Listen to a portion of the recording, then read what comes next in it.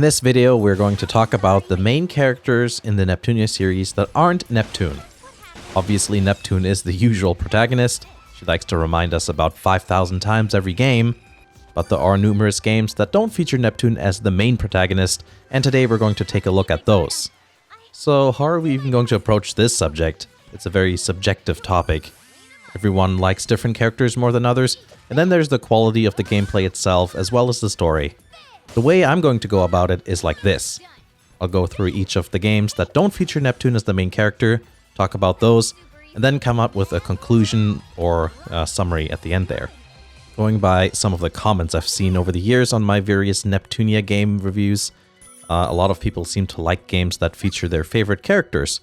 I think that's perfectly fair enough, but on the other hand, what a character does in the story, what we learn about them, and the adventures and journey surrounding them is also important. Another thing worth thinking about is, what does the player get out of it? Is there something unique that we experience as players that we couldn't have gotten with Neptune as the protagonist? That's the sort of mindset I'm trying to have throughout this video. With all of that in mind, let's go through the non-Neptune Neptunia games in chronological order. Hyperdimension Neptunia Mark II and its remake Rebirth 2 are the only mainline games that don't have Neptune as the main protagonist. Instead, it's Nepgear, who, by the way, is my favorite character. Let's see how much that'll affect the final ranking at the end there.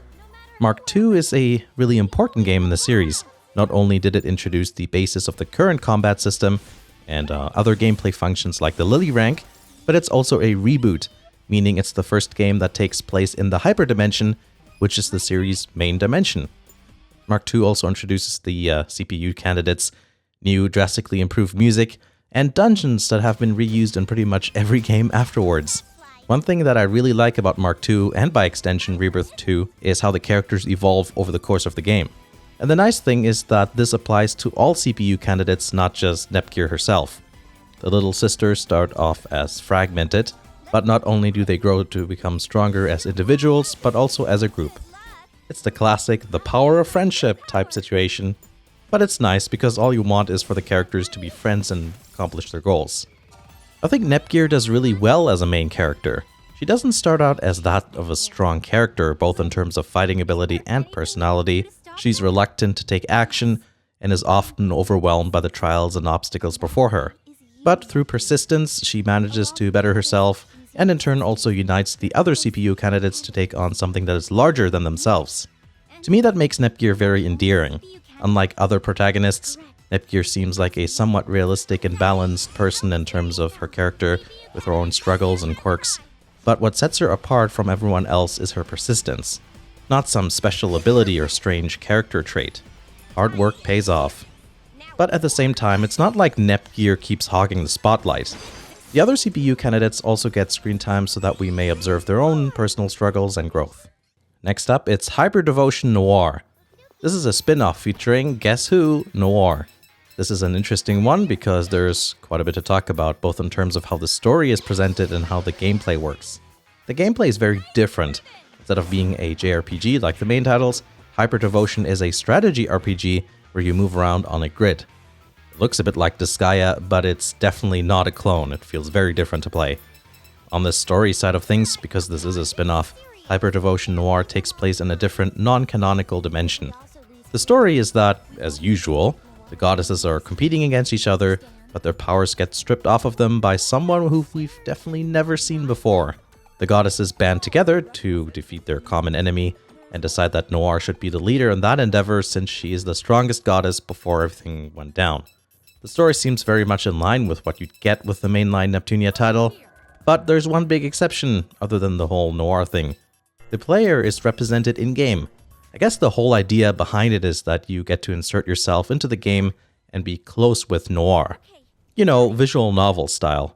But honestly, I don't think it really feels like that. You can't really control anything the character does. He isn't a playable character. So instead of feeling like you're talking to Noir, it's more like you stuck a camera and a microphone to some random guy and see the story from his view. That's my biggest dislike about Hyperdimension. It's not like it ruins the story for me, but I don't think it really helps when it comes to highlighting Noir's character or learning anything new about her.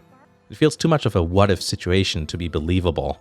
Like someone's writing an OC Noir fanfiction or something.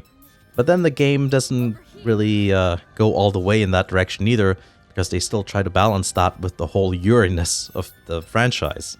It just feels kind of clumsy how everything is executed. But other than that, I think the story has lots of enjoyable and funny moments, and the gameplay is different to any game in the series, which makes it worth checking out. Now it's time for the game with one of the biggest titles, ironically featuring the littlest of the four goddesses. It's Megatagmention Blonde and Neptune versus zombies. Is it and or plus? I still don't know. With the other games, you can usually omit part of the title to make the game, or the name shorter rather, but how do I even contract this? Megatagmention or just Blonde versus zombies? There are several notable things about this game worth talking about. Blonde is the main character in the game, obviously, though, Neptune likes to butt in. The gameplay is an evolution of the hack-and-slash antics from Neptunia U, and the setting takes place in a school.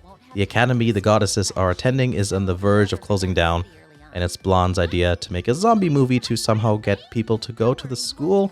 Not really sure how that works exactly. And oh yeah, zombified monsters start attacking as well for some reason. It's definitely on the silly side of the spectrum with the story. I think the humor is fun as usual, and in a strange way, the school setting seems kinda fresh for being such a cliché. Neptunia always pokes fun at anime and gaming tropes, so throwing the characters into one of those stereotypical settings just works out somehow. I have a similar opinion of Four Goddesses Online. The fantasy setting of the game could be considered a bit generic, but it doesn't feel like it in the context of the series. Plus there's the whole game within a game thing. Gameplay-wise, Blonde vs. Zombies is very much like Neptunia U, with the gameplay tweaked a little bit though. Blonde is one of those characters that is usually quiet, well before she's pissed off for some reason, so it's unusual to see her talk this much in a game. I like that her strange movie-making ideas reference the fact that she also writes weird novels, like in the normal games. I guess that's a transferable skill. I think a lot about what I said with Nepgear and Mark II applies here as well, except the story is much less serious and way more easygoing. I think that allows the banter between characters to be a bit more fun compared to some other games. The next game we're going to talk about is unique in several ways. It's called Superdimension Neptune vs. Sega Heartgirls. It's a Neptunia and Sega Heartgirls crossover while being a Neptunia spin-off all at the same time. The main character of this game is IF, the only protagonist in the series who's just a regular human instead of a goddess. She's also the only protagonist to not have her name on the title.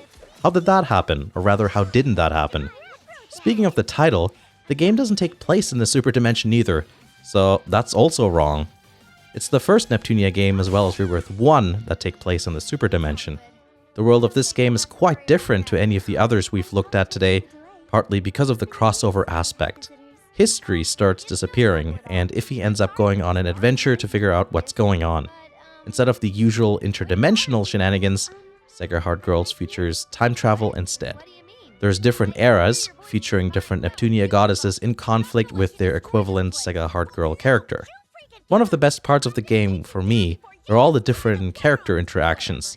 I love all the jokes and the sarcastic comments they make towards each other. As some of you know, I'm a big fan of the story of the first Neptunia game. There was a lot of really good world building that made the setting feel more real and alive. One of the reasons for that was IF, since she was the one who usually explained the details of the world. I think she manages to do that in a very effortless way. Despite being an important character in other games, she never got the opportunity to strut her stuff as much as she did in the first game. Thankfully, in Neptune vs. Sega Heartgirls, she can and does. Just for the occasion, she gets a new outfit as well as a couple of different abilities, like climbing up walls and crawling through gaps. There's some things I don't really like about the game though. The time-based aspects aren't that enjoyable for me at all, in terms of a gameplay perspective. There are still tons of reused assets, and the new platforming abilities feel pretty clunky. One of the worst things about the game is that Compa isn't in it at all. Seems like a wasted opportunity considering IF is the protagonist. It would have been really nice to see those two characters interact more. Despite this, the game's story to me is still very enjoyable, but the fact Compa isn't part of it just bums me out. So those are the 4 games in the Neptunia franchise which feature a main character that isn't Neptune. Out of those 4, Nepgear, Noir, Blonde, and IF, who is the best main character? And whose game is the best? The answer depends on what you like. Personally, for me, I have a bit of a hard time deciding between Nepgear and IF. I already mentioned that Nepgear is my favorite character. I like how she handled the challenges presented before her, and the character development she and the other CPU candidates had in Mark II. With IF, I think it's nice how the story in her game feels like the first Neptunia game. Her level-headed attitude and rational thinking is a nice contrast to Neptune's basically endless silliness, but I think there's too many negatives with the game itself. I really wasn't a fan of the new gameplay additions and the fact that there was no compa. Since I like Nepgear slightly more than IF, I'm going to say that Nepgear is my personal number one non-Neptune Neptunia main protagonist, and the best game to not have Neptune as the main protagonist has to go to Hyperdimension Neptunia Mark II. Not only is it the gameplay, but it sets the tone for future games, and it also introduces 4 main characters that are important to every game afterwards. It easily left the biggest mark on the series. But I still think the other games are nice self-contained stories that can be enjoyed as well. Mark II does have an unfair advantage with how it's positioned in the franchise. If there was another mainline Neptunia with, let's say, IF as the main character, my conclusion could have been potentially different. It doesn't really matter what I think about it though. What's your opinion on the matter? Who's your favorite non-Neptune protagonist, and which of their games do you prefer? I'd be interested to hear what your opinions are. Hopefully you found the video enjoyable. If you want to support future videos, you can become a Patreon supporter. That's also how you get your name on the end card. Another alternative would be to click the join button and become a member. Or if you don't want to do that, no worries. I'm just happy to see people watch the videos. So thanks for watching, and I'll see you again in the next video.